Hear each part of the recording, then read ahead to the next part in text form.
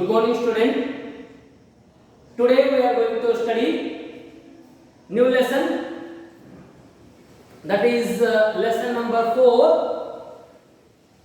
The name of the lesson is Everything I Need to Know I Learned in the Forest. This lesson was written by Vandana Shiva. She was also a forest lover, and even she is a volunteer of Chipko movement. Let us study the lesson. Look at here. Vandana Shiva, her ecological journey started in the forest of Himalaya. Vandana Shiva was started her ecological journey from the forest of Himalaya, and her father was a forest conservator. Her father was a forest conservator, and her mother was a farmer. After partition of India and Pakistan, she was elected to work in the field as a farmer. So Vandana Shiva ಅವರು ತಮ್ಮ ಪರಿಸರದ ಕಾಳಜಿಯ ಕುರಿತಾಗಿ ಅಧ್ಯಯನವನ್ನ ತಮ್ಮ ಕರಿಯರ್ನ start ಮಾಡಿರೋದು ಎಲ್ಲಿಂದ ಅಂದ್ರೆ ಹಿಮಾಲಯದಿಂದ, ಅಲ್ಲಿರುವಂತಹ ಕಾಡುಗಳಿಂದ. ಅವರ ತಂದೆ ಅರಣ್ಯ ರಕ್ಷಕರು, ತಾಯಿ ಏನಾಗಿದ್ರು ಅಂತಂದ್ರೆ ಒಕ್ಕಲತನವನ್ನ ಮಾಡ್ತಾ ಇದ್ಲು. Her mother composed songs and poems about trees, foresters, and India's forest civilization. Her mother, she started to composing the poems and writing those poems on the basis of the subjects are trees, foresters, and India's forest civilization. This was the main subject selected by or elected by Vandana Shiva's mother.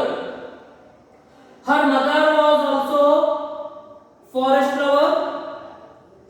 So the influence of the mother on Vandana Shiva compelled her to love the forest. So this is the main, the fundamental things that we are going to remember here about influence of her mother. So we know Chipko. Chipko means hug the tree. If the question came in your examination, what is Chipko movement? Chipko movement means a non-violent response to large-scale deforestation. This is the answer of the question. What is Chipko? The Chipko means, or Chipko movement means, a non-violent response to the large-scale deforestation. This Chipko movement was started in the forest of Himalaya. So for example, in the year 1970, the women from Himalayan range, they have started voluntarily joining the Chipko movement.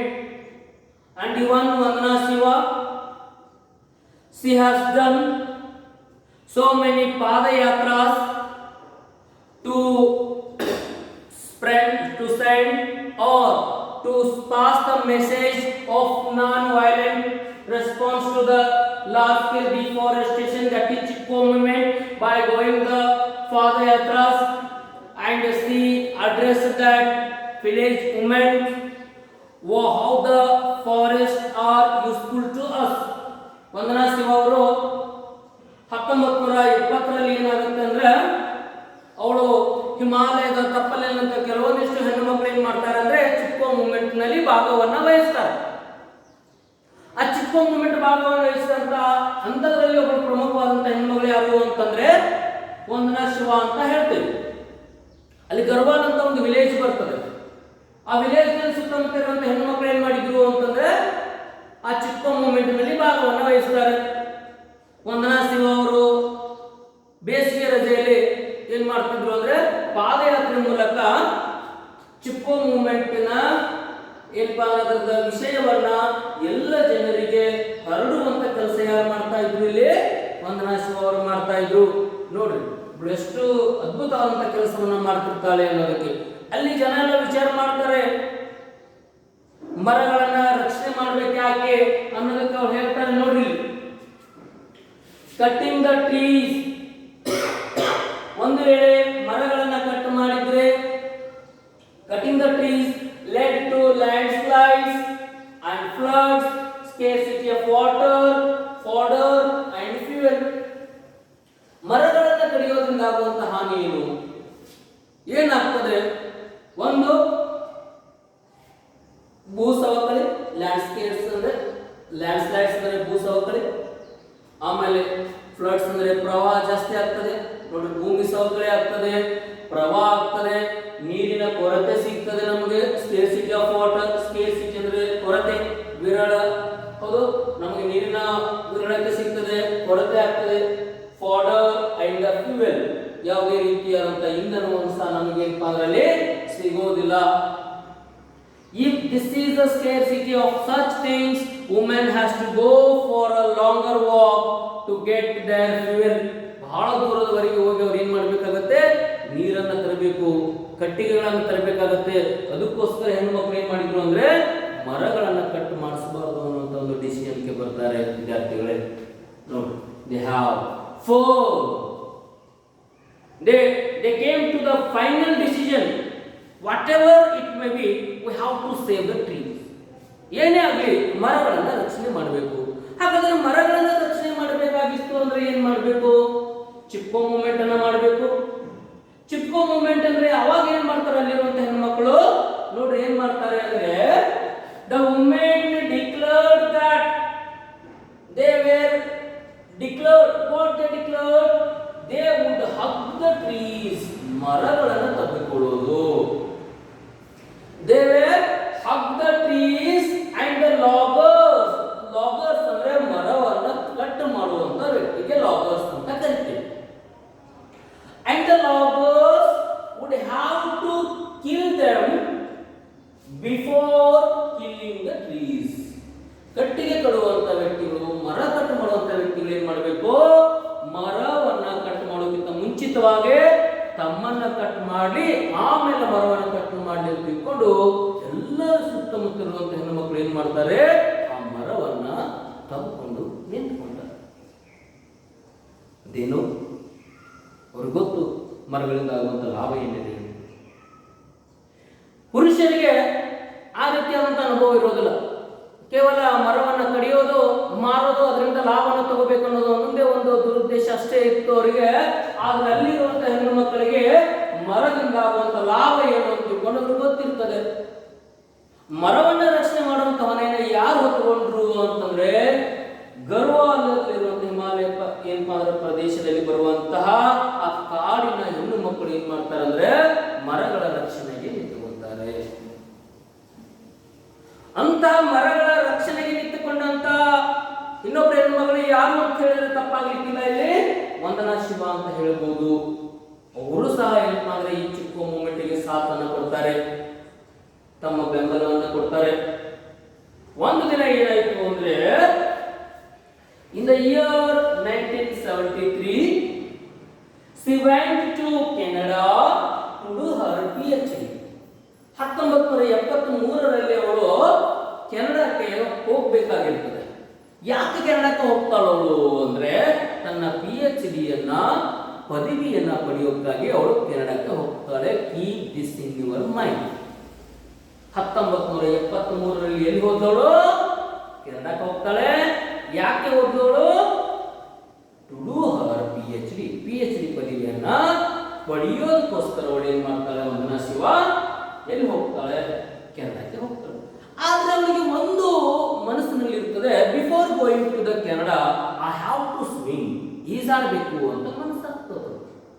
So she went to the Himalayan forest. There was a stream. She wanted to swim. When she was in the swimming, she come to know the the trickling of the water. ಕಡಿಮೆ ಇರುವಂತ ಸ್ವಲ್ಪ ಮಟ್ಟದಲ್ಲಿರುವಂತ ನೀರಿನ ಪ್ರಮಾಣವನ್ನು ಅವಳು ವಂದನಾ ಶಿವ ಅವರು ನೋಡ್ತಾರೆ. ಅವಳಿಗೆ ಅನಿಸ್ತದೆ, ಹೀಗೆ ಮರವನ್ನ ಕಡಿತಾ ಹೋದ್ರೆ ಇಲ್ಲಿ ನೀರೇ ಸಿಗೋದಿಲ್ಲ ಅನ್ನುವಂತ ಕಲ್ಪನೆಗೆ ವಂದನಾ ಶಿವ ಅವರು ಬರ್ತಾರೆ. ಎಷ್ಟು ಪರಿಸರ ಪ್ರೇಮಿಯಾಗಿದ್ದು ಅವಳು ಅನ್ನೋದನ್ನು ನಮ್ಗೆ ಇಲ್ಲಿಂದ ಗೊತ್ತಾಗ್ತದೆ. ಮುಂದೇನಾಯ್ತು, ಒಂದು ಅದ್ಭುತವಂತ ಘಟನೆ ನಡೆದು ಹೋಗ್ತದೆ. ಎಲ್ಲಿ, ಹಿಮಾಲಯನ ಅಲ್ಲಿರುವಂತಹ ಕಾಡಿನಲ್ಲಿ ಒಂದು ಘಟನೆ ನಡೆದು ಹೋಗ್ತದೆ. ಈ ಘಟನೆಯನ್ನ ಬಹಳ ನೆನಪಿನಲ್ಲಿಟ್ಟುಕೋಬೇಕಾಗಿರೋದು, ಎಷ್ಟು ಅದ್ಭುತವಾಗಿರುವಂತ ಘಟನೆ ಅದನ್ನು ನೋಡ್ತಾ ಹೋಗಿ 1977ರಲ್ಲಿ 1977 one incident took place in Himalayan forest. What was that? ಹಾಗಾದ್ರೆ ಆ ಮೂಮೆಂಟ್ ಯಾವುದು? ಆ ಮೂಮೆಂಟ್ ಯಾವುದಪ್ಪ ಅಂತಂದ್ರೆ ನೋಡಿ, 1977 ಹಿಮಾಲಯನ್ ವಿಲೇಜ್ ಆಫ್ ಅದ್ವಾನಿ. ಯಾವ ಹಳ್ಳಿದು? ಅದ್ವಾನಿ ಅಂತೇಳಿ ಒಂದು ಹಳ್ಳಿ ಬರ್ತದೆ. ಹಿಮಾಲಯದಲ್ಲಿ ಬರುವಂತ ಒಂದು ತಪ್ಪಲ ಪ್ರದೇಶದಲ್ಲಿ ಬರುವಂತ ಒಂದು ಹಳ್ಳಿ ಯಾವುದು? ಅದ್ವಾನಿ ಅಂತ ಬರ್ತದೆ. ಆ ವುಮನ್ ನೇಮ್ಡ್ ಬಚ್ನಿ ದೇವಿ. ಈ ಕ್ಯಾರೆಕ್ಟರ್ ನಾವು ಸ್ವಲ್ಪ ಜಾಸ್ತಿ ತಿಳ್ಕೋಬೇಕು. The name of the woman is Bachni Devi. Advani ಎಂಬ ಹಳ್ಳಿ ಒಳಗಡೆ 1977ರಲ್ಲಿ ಒಂದು ಘಟನೆ ನಡೆದು ಹೋಗ್ತದೆ. ಆ ಘಟನೆಗೆ ಕಾರಣಕರ್ತರು ಯಾರಾಗಿದ್ರು ಅಂತಂದ್ರೆ, ಅದ್ವಾನಿಯಲ್ಲಿ ಬರುವಂತ ಒಬ್ಬಳೆ ಹೆಣ್ಣು ಮಗಳು. ಆ ಹೆಣ್ಣು ಮಗಳ ಹೆಸರು ಏನಾಗಿತ್ತು ಅಂತಂದ್ರೆ ಬಚಿನಿ ದೇವಿ ಅಂತ ಇತ್ತು. ಏನಿವಳು ಬಚಿನಿ ದೇವಿ, ಯಾಕೆ ಇವಳನ್ನ ನಾವು ಇಷ್ಟು ಹೈಲೈಟ್ ಮಾಡಿದ್ರು ಇಲ್ಲಿ ಅನ್ನೋದನ್ನ ನಾವು ನೋಡ್ತೀವಿ.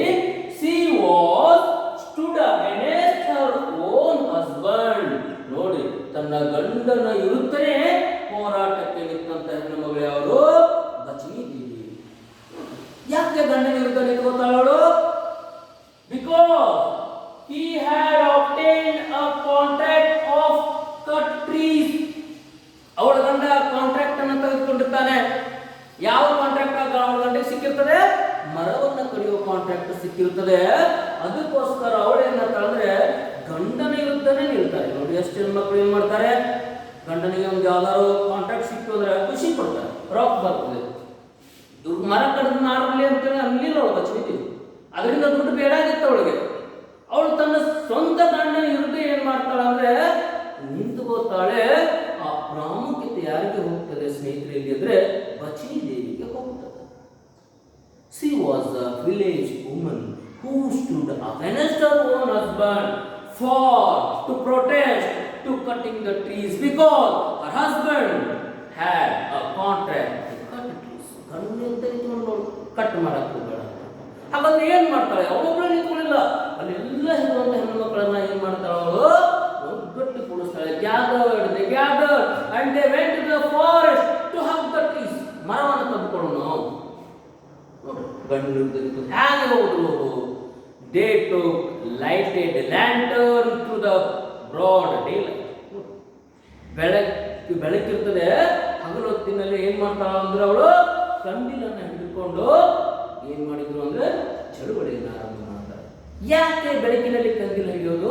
ಅರ್ಥ, ಬೆಳಕಿನಲ್ಲಿ ಕಂದಿಲ ಹಿಡಿದು ಯಾಕೆ ಅವರು ಪ್ರೊಟೆಸ್ಟ್ ಮಾಡ್ತಾರೆ? ವಿಭಿನ್ನವಾದಂತ ಪ್ರೊಟೆಸ್ಟ್ ಅನ್ನು ಮಾಡಿದ್ರು ಅವರು. ಬಾಯ್ ಎಂತ ಪ್ರೊಟೆಸ್ಟ್ ಇರ್ತದೆ ನೋಡ್ರಿ. They had up lighted lanterns although in a day light. Day light ಇರ್ತದೆ, ಬೆಳಕಿರ್ತದೆ. ಬೆಳಕಿನಲ್ಲಿದ್ದಾಗ ಸಹ ಅವಳು ಕಂದಿಲನ್ನು ಹಿಡ್ಕೊಂಡು ಹೋಗ್ತಾಳೆ.